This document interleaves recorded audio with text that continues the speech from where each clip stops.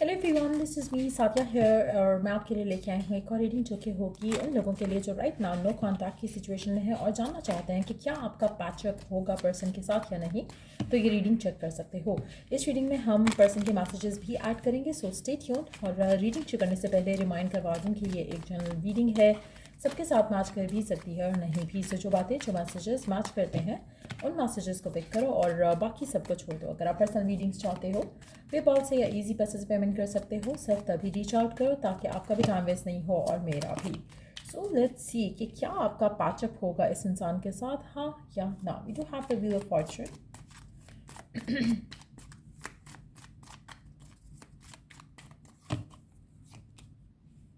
Eight of pentacles, five of pentacles, the star underneath the deck. We do have six of cups. Definite yes है answer. Definitely आपका patch up होगा इस इंसान के साथ। मुझे लगता है कि इस कनेक्शन में लेकिन काफ़ी कुछ बदलेगा। अभी मुझे नहीं लगता कि आने वाले टाइम में बहुत जल्द आपका पैचअप होगा। मुझे लगता है थोड़ा टाइम अभी लगेगा, 5 हफ्ते से 5 महीने का टाइम लग सकता है कुछ लोगों के लिए, लेकिन पैचअप आपका डेफिनेटली होगा इस इंसान के साथ। ये पर्सन आपके पास वापस आएगा। मेजॉरिटी लोगों के लिए the reason is their lack of stability, चाहे वो इमोशनल है, चाहे वो मेंटल है, चाहे वो फाइनेंशियल है। जिसकी वजह से जो आप चाह रहे हो इस रिलेशनशिप में वो नहीं हो पा रहा था, जिसकी वजह से आप लोगों का ब्रेकअप हुआ और कनेक्शन ख़त्म हुआ। सो मुझे लगता है कि अभी जो जो सिचुएशन चल रही है आप दोनों के दरम्यान में, वो आपके पर्सन को स्ट्रेंथ देगी to understand their own emotions. और उसके बाद फिर वो कहीं इस जगह पर आएंगे जहाँ पर वो आप ऐसे कुछ लोगों के लिए मुझे लगता है एक और ब्लॉक जो उनकी ज़िंदगी का है वो ये है कि वो वर्कaholic हैं। उनसे बैलेंस मेंटेन नहीं हो पाता है। उनको उनको जैसे अगर वो काम कर रहे हैं तो उनको काम ही करना है। अगर आपके साथ हैं तो आपके साथ हैं, अगर फैमिली के साथ है तो फैमिली के साथ है। तो वो सारी चीज़ों को मिलकर लेकर नहीं चलते। सो मुझे लगता है कि जैसे कोई ओकेजन होता होगा तो उसमें भी आपको लगता होगा हमेशा से कि पर्सन आपको इग्नोर करता है। काम में है तो काम की वजह से इग्नोर हो गया, आपके साथ है तो आपके साथ है, फिर बाकी चीज़ों को इग्नोर करेगा। तो ये जो लैक ऑफ बैलेंस है वो आपके पर्सन की और आपके दरमियान में इश्यूज़ भी बना होगा। आप में से कुछ लोगों के लिए फाइनेंशियल उनकी स्ट्रगल्स जो हैं वो या रिस्पॉन्सिबिलिटीज़ जो हैं वो रीज़न बना होगा। लेकिन person to be very honest चाहता है कि इश्यूज़ रिजॉल्व हों, लेकिन सम हाउ अभी उनको इस सब सिचुएशन को समझने में थोड़ा टाइम लगेगा। मुझे लगता है इस वजह से आपका रिलेशनशिप जो है अभी it is going to take time. But हो सकता है कि अभी आने वाले टाइम में आपके पर्सन को एक ग्रिप फील हो अपनी लाइफ के ऊपर, जो कि राइट नाउ मिसिंग है, जिसकी वजह से आप लोगों का ब्रेकअप स्टिल चल रहा है। मुझे लगता है कि अगर आप स्टिल कोशिश करो इस रिलेशनशिप को वर्कआउट करने की तो आपका रिलेशनशिप ऑन एंड ऑफ ही रहेगा। इट्स वेरी इंपॉर्टेंट कि अगर आप इस इंसान को थोड़ा टाइम दो ताकि खुद इस सिचुएशन में आकर आपको अप्रोच करें जहाँ पर ये विलिंग है किसी सॉलिड वे में इस रिलेशनशिप के जो इश्यूज है उसको सॉल्व करने में, तो ही आप लोगों का रिलेशनशिप आगे स्मूथली जाएगा। तो इस बेटर इफ़ अगर आप दोनों की बात नहीं हो रही है तो um, इस नो कॉन्टैक्ट किसी सिचुएशन में आपका पर्सन जो है वो इस रिलेशनशिप को लेकर अपने आप को लेकर सॉलिड प्रैक्टिकल स्टेप्स लेने की पोजीशन में आ जाएंगे, जिसके बाद अगर ये जो डिसीजन लेंगे ये उसके ऊपर स्टिक भी करेंगे और उसके लिए स्टैंड भी लेंगे। फिलहाल इनकी पोजीशन ऐसी नहीं है कि उसके ऊपर स्टिक करें या स्टैंड लें, इसलिए आपका ऑन एंड ऑफ रहेगा। सो मेजॉरिटी लोगों के लिए पैचअप होगा, थोड़ा टाइम लगेगा। एक चीज़ मैं यहाँ पे मेंशन कर दूँ कि पर्सन की हैप्पीनेस आप हो। अगर आप नहीं हो इसकी ज़िंदगी में तो राइट नाउ इसकी ज़िंदगी में कोई और नहीं है। So there is definite patch up coming in, लेकिन उसको होने के लिए जो टाइम लगेगा उसमें आपको अपना फेथ रखना बहुत ज़रूरी है। कोशिश करो कि आप अपने आप को स्ट्रांग रखो, पॉजिटिव रखो। आप में से कुछ लोग वर्गो, स्कॉर्पियो और एक्वेरियस हो सकते हो या फिर इनसाइंस को डील कर रहे हो सकते हो। लेकिन मुझे लगता है कि आपको बहुत ज़्यादा आपके पर्सन के जो स्टैंडर्ड्स हैं वो बहुत ज़्यादा हाई हैं, अपने आप से उनकी जो एक्सपेक्टेशन है वो भी बहुत ज़्यादा हाई है। सो मुझे लगता है कि आप में कुछ लोगों के लिए जब अगर हम स्टैंडर्ड्स की बात करें तो आप लोगों की सोशल स्टैंडिंग भी शायद डिफरेंट हो, जिसकी वजह से रिश्ता जो है वो शायद थोड़ा मुश्किल में आया हो और कनेक्शन ख़त्म हुआ हो सकता है फैमिली का अप्रूवल ना मिला हो या ऐसी भी सिचुएशन हो सकती है।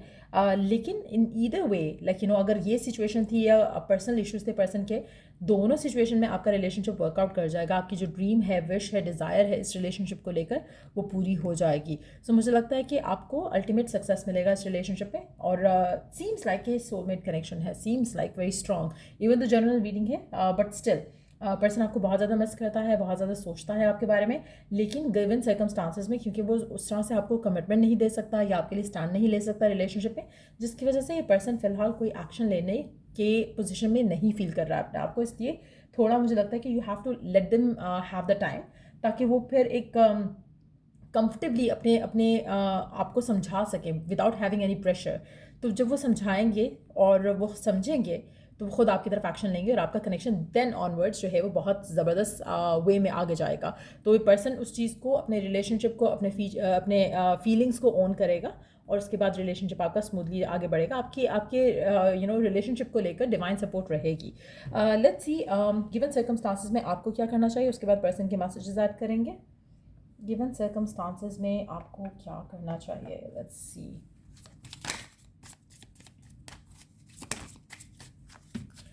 How can I be more flexible right now? What are you trying to control? Maybe it's time to let go. Let love move through you today and trust the outcome will be for your highest good.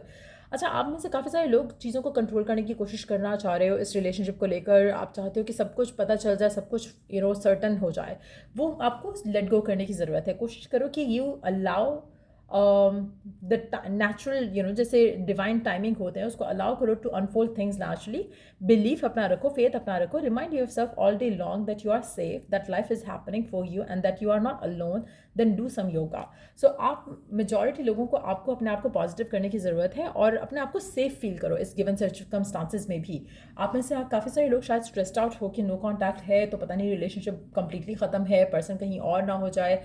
Specially अगर आपका relationship बहुत beautiful था और इस तरह के block से, जैसे वर्क हो गया पर्सन का, पर्सन की रिस्पॉन्सिबिलिटीज़ हो गई, आपको वो आगे कमिट नहीं कर पा रहे थे, या फिर फैमिली का डिसअप्रूवल रहा, मुझे लगता है इन दो सिचुएशंस जहाँ पे पर्सन का हमेशा आपके साथ सपोर्ट रहा है, प्यार रहा है, लेकिन आप लोगों का जैसे होता है ना कि आप पेशेंस नहीं शो कर पाए रिलेशनशिप को लेकर, अगर ऐसा सिचुएशन रहा है तो मुझे लगता है कि you have to stop being the one जो कि प्रेशराइज करे पर्सन को या खुद भी प्रेशर ले उस चीज़ का। मुझे लगता है कि जितना आप इजी रहोगे, जितना आप लेट गो करोगे चीज़ों को, उतना ज़्यादा आपका रिलेशनशिप जल्दी स्मूथली आगे बढ़ सकेगा और टेंशन और जो जो एक इरिटेशन था इस रिलेशनशिप में वो ख़त्म हो जाएगा और पर्सन ऑटोमेटिकली जल्द आपके पास वापस आएगा। सो कोशिश करो कि जो भी नो कॉन्टैक्ट सिचुएशन चल रही है आपकी राइट नाउ, इसमें आप अपने आप को लेकर नेगेटिव फील मत करो। Let me take one card from the middle of the deck just to see कि पर्सन आपको लेकर क्या फील कर रहा है, क्या सोच रहा है राइट नाउ। 10 of cups. जो भी आप प्लान कर रहे हो इस रिलेशनशिप को लेकर, it's gonna work out, so you don't have to worry किसी भी चीज़ को लेकर। पर्सन आपको लेकर अभी भी वही सोचता है, वही फील करता है जो पहले करता था। आप में से कुछ लोग जो है वो वाटर साइंस हो सकते हो, स्पेसिफिकली पाइसेस और स्कॉर्पियो का हमने पहले मेंशन किया था I think. But yes, emotional fulfilment आपको डेफिनेटली मिलेगी इस इंसान के साथ और there is a sense of belonging जो पर्सन आपको लेकर फील करते हैं, जो शायद किसी और के साथ ना तो फील किया है उन्होंने, ना ही करते हैं।